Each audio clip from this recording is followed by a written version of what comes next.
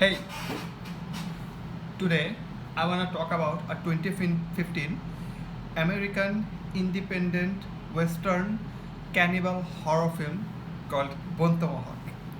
Now that is quite a mouthful, but that is actually the introduction that's written in the Wikipedia page of this film. This film is directed by S. Craig Zahler, and I believe it's his directorial debut. And then he went on to direct films like Brawl in Block 799 and another film called Drag Across Concrete. So almost all of these films has this kind of recurring elements, I believe, like a story that becomes gradually brutal as it went along. Now this film has actually quite a big cast, even though it's an independent film. This film stars Kurt Russell, Matthew Fox, Patrick Wilson, Richard Jenkins, David Arquette, among other people. There are a lot of different characters and actors for small roles. Now this film is a very interesting film.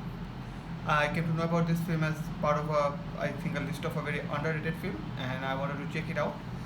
I think the main reason I wanted to check it out was because if you've seen Quentin Tarantino's Hateful Eight, the get-up that Kurt Russell has is identical to this get-up, because both of these films actually came out in 2015.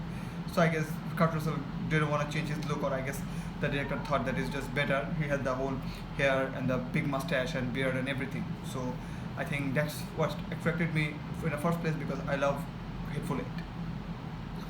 Now, as far as Bone Tomahawk goes, Bone Tomahawk is a good film.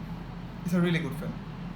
This is as good as a modern film in a modern time, a Western film that can be set in.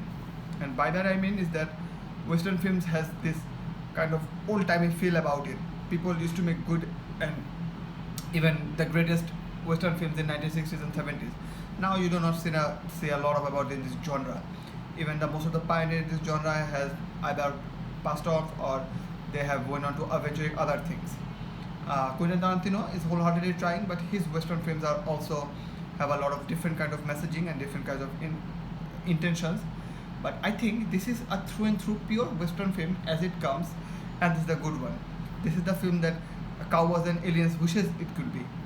This is the type of film that knows what it plays, knows what it wants to do with its character, knows how the story is gonna progress, and just takes its time and just kind of sulks in.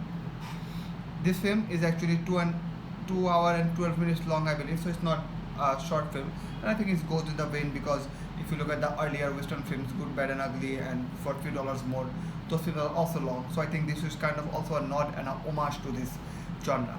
But as things progresses, this film takes a different turn, but without changing its tone, if that makes sense.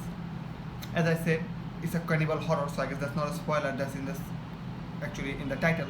And if you want to see this film, you definitely want to keep that in mind, because this is not a Western film like any other Western film where just bunch of gunslingers shooting at each other. This film has an ulterior motive. This has a different destination, and this destination happens to be just a cannibal clan that just steps up in a kind of hellish horror nightmare. Now, there are some effective gore and things that just you want from your cannibal film, or a film that is labeling itself as horror, also partly Western.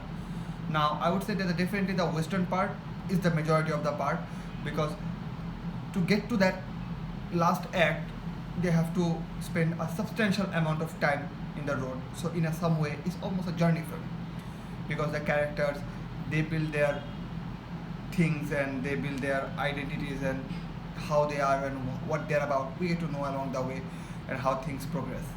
And now the fucked up climax where things just go sideways and you get to see a lot of weird things that happens in the final act. So I think this film is absolutely worth your time if you love Western films, or if you love films where the characters are quite eccentric in their own way and have different kind of purposes, or you want a good cannibal horror film that is mildly not toned down, mildly segregated or compartmentalized in that section, because when the things happen, you absolutely get your fill of cannibal horror. I guess this film is for you, and I give this film 4 out of 5, and I think this the film is definitely worth the time.